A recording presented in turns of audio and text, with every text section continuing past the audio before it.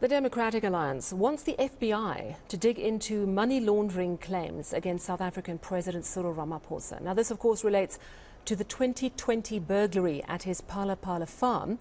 Arthur Fraser, of course, the former spy boss, alleging burglars made off with $4 million.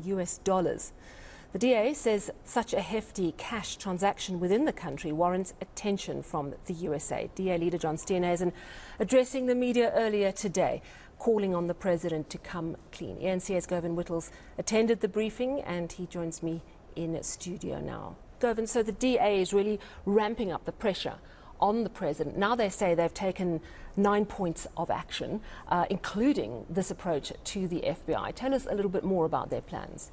So this essentially involves the DA leader John Steenhuisen writing to different institutions, into different representatives of the South African people, asking them to follow up on it. And he prefaced it by saying that it's clear that the president himself doesn't trust the South African police.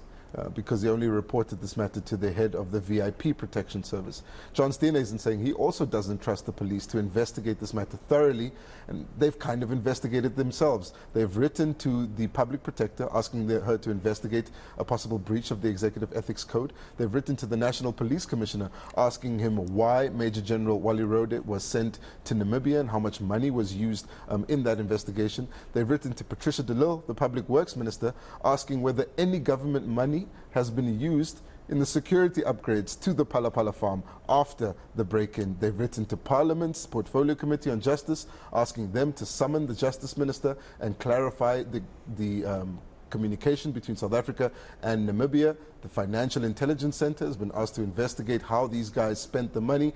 And then the one that you alluded to, the FBI, has been written to asking them to consider an investigation into where this money came from and whether this money entered the country legitimately following the necessary protocols. And of course, this is all part of the DA's plan to get to the truth no matter what. Let's listen to John Steenhuisen now and what he says about the need for the FBI's investigation here.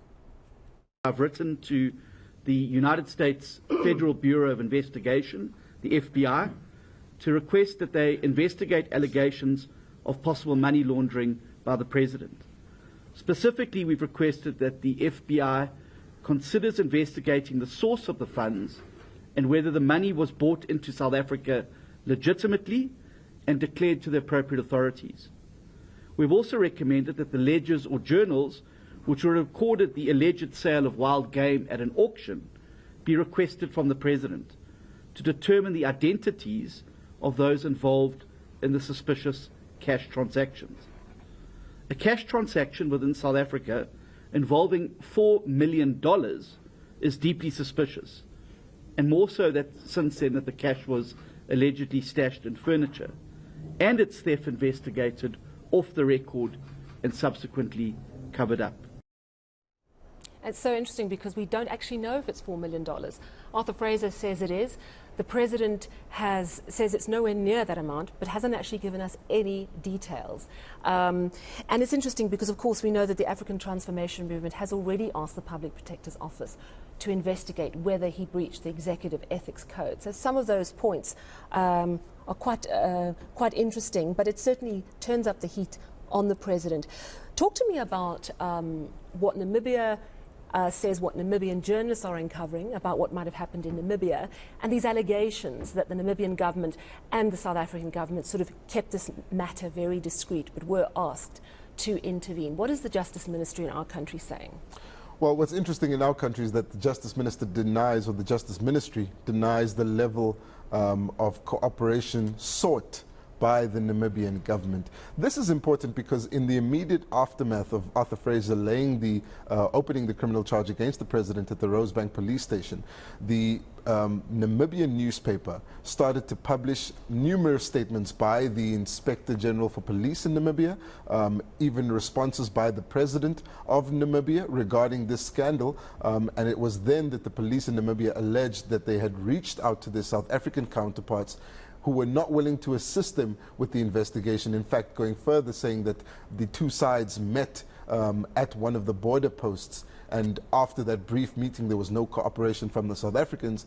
That's why the investigation in Namibia stalled. Today, we heard from the Justice Minister's spokesperson to respond to these claims by the Namibian authorities. And what we heard is that South Africa has no record of any officials in Namibia reaching out to the Justice Department. Let's have a look at what the spokesperson had to say. It's important to state that in the official statement, the Inspector General actually says he sent it to the South African authorities.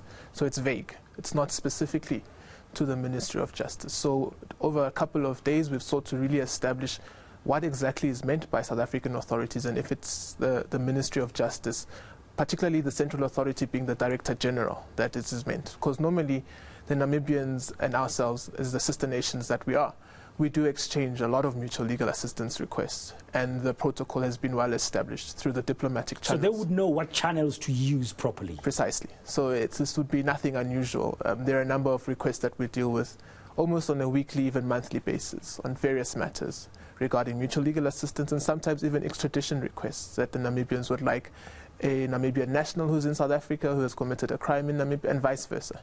So we were a bit intrigued when we saw that statement and we sought to follow it up. And we've done so through the diplomatic channels. Our High Commissioner in Namibia knows nothing about the request. Neither does the Namibian High Commissioner in South Africa know about the request. And neither does the office of Minister Lamula. And neither does our office, and neither does the central authority. Very interesting and different stories. Of course, that is Justice Ministry spokesperson Crispin Piri speaking to Dan Moyane a little earlier. Thank you very much for that update. And after 7 o'clock this evening on SA Tonight, we'll be speaking to John Steenhuisen as well. Thank you very much, Govan Whittles.